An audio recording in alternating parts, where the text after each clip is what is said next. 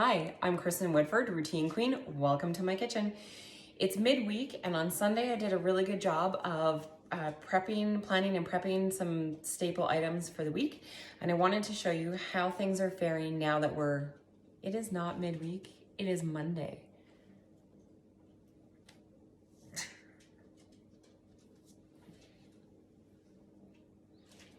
Hi, Kristen Woodford, Routine Queen here. Welcome to my kitchen. So on the weekend, I did a fair bit of food planning and prepping with a few staple items to get me through the week.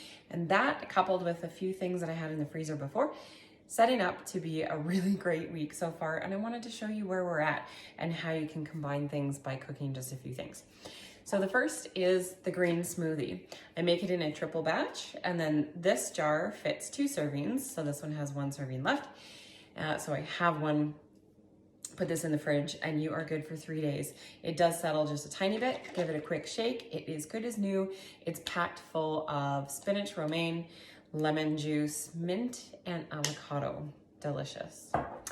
And then what do we have? Okay, so for snack items, we have this is all lectin free.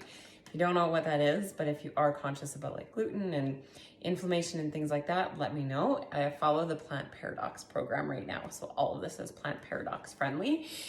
No regular flour. Any flour that we use is like coconut flour, almond flour, tapioca starch, things like that. So these are sort of like a take on Morning Glory muffins. They are carrot and walnut made with almond and carrot flour. So batch makes 12. Put them in the freezer. They'll last me for a couple of weeks. For lunches, we have millet cakes, and millet, the best way I can describe it if you haven't had it, is sort of similar to quinoa in like look and texture wise. But these little cakes, you just make them up, fry them up, freeze them on a cookie sheet, throw them in the freezer, take them out. So 3 of them, and a salad is a complete meal. So just warm them up in the microwave, you're good to go. This little guy is sort of thin. I made it too thin. So what I do is I cut it in like sandwich size and then cut it in half this way. So it's almost like a ciabatta type size bread, and then lightly toast it. So this is not made with regular flour. It's gluten-free. And then toast it and then use it for sandwiches. And it is freaking delicious. It's different. It's different. I don't know if you can see like the texture of it. If you are trying any of this stuff, expecting it to taste like stuff that you're used to, that's your first. Don't expect things. Know that it's going to taste different and then be open to it. And then it's actually pretty cool. These little guys I made a few weeks back, but they're little mini bagels. And so what I've started doing is I'll like poach an egg or do an over easy egg. Put a little bit of pesto or some chipotle mayo with the egg and some cheese on top if you wish, or bagel or prosciutto or whatever. Delicious. For cheese, I am not following cow dairy, but I am doing goat and sheep. So this week, try to get a different cheese every week just to keep it interesting. So this week we have goat mozzarella, which is also a staple item in the cauliflower crust pizza.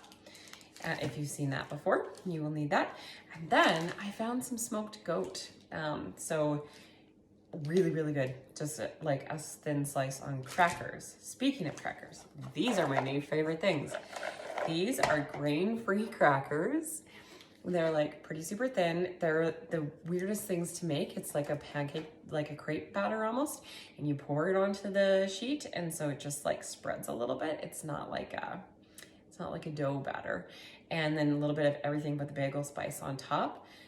They're crispy and crunchy. Love them with cheese. I also love them as a snack with a holy guacamole. You can make your own guacamole. If you're at Costco, Costco has holy guacamole. It is lectin free because this one doesn't have tomatoes in it. And they're just like individual serving sizes. They are so easy. And at Costco, it's like 15 bucks for 12 pack, something like that. So easy to when you're on the go and delicious. I just like crisped up some prosciutto, so just threw it on a cookie sheet in the oven for a few minutes. Sweet potato fries, just had some leftover from tonight, so those will be lunch tomorrow. If you're looking for noodles but don't want to eat regular noodles, these little guys right here, Miracle noodles. most grocery stores will have them. If you have a Save-On near you, for sure they have them, and they're in the produce aisle at the end in the little cooler next to the tofu. And so you can get a few different kinds. You do cook them like regular noodles, just not quite as long, and they do have like a very similar taste, but maybe a little bit al dente compared to regular noodles, and they are delicious. And then yogurt. This is actually water buffalo yogurt, so not too crazy, but yeah, I will mix up some with a couple of sliced berries on a muffin in the mug for breakfast if I wish. So that kind of gives you a rundown of not everything, but some things. I'm going to start doing more of these just so you get an idea of what's going on in the kitchen. If you have any questions about them, about anything, let me know. The biggest thing about food is planning. And even if you don't make anything ahead of time, as long as you have planned out what you think you're going to do, sometimes the hardest part is actually deciding like what is for dinner, right? So if you know, and then I find if you batch cook, like these millet cakes will last me a couple weeks. If you have a family, it is gonna last less so, right? But the more you can batch cook and freeze, the easier you can just grab and go and have healthy options instead of stopping for fast food along the way every day. Which if you're doing it, no shade, just looking for healthier options is possible with a little bit of planning.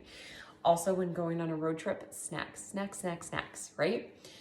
So we are heading out of town this weekend, so I'm gonna be doing some more snacks for the trip so that I'm not tempted to stop and get the nibs and the Hawkins cheesies. So have a wonderful day. If you have any questions, let me know. Thanks for joining. Talk to you next time. Bye.